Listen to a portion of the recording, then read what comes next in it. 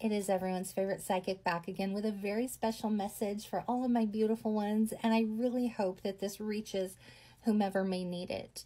I used to have really negative self-perceptions and thoughts and all of that. And one day I realized if thoughts were tangible objects, how heavy they would be. So I started thinking, if I put a pebble in my pocket for every negative thought that I had, not actual pebbles, but just imagining, how heavy would it be by the end of the day? So I, would take stock of that every time I had a negative thought. So as I tried to change those thoughts and that pattern and that habit, because sometimes we get into such a habit of thinking negatively about ourselves that we don't stop and think, how can I change this?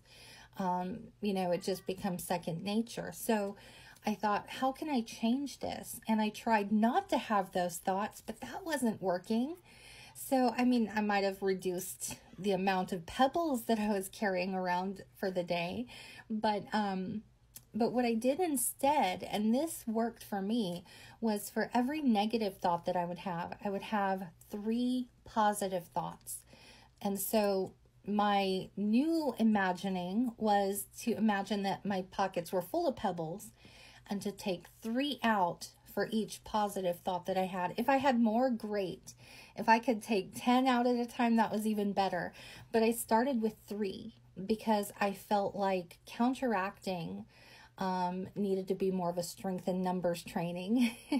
Instead of just one positive thought, I wanted to have more.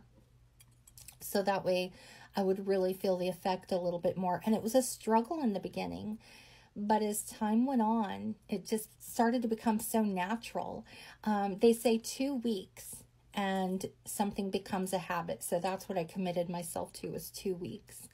And pretty soon it just became second nature. And I really think that this is part of how I began to view myself in a totally different light. Just little baby steps along the way. Nothing happens overnight.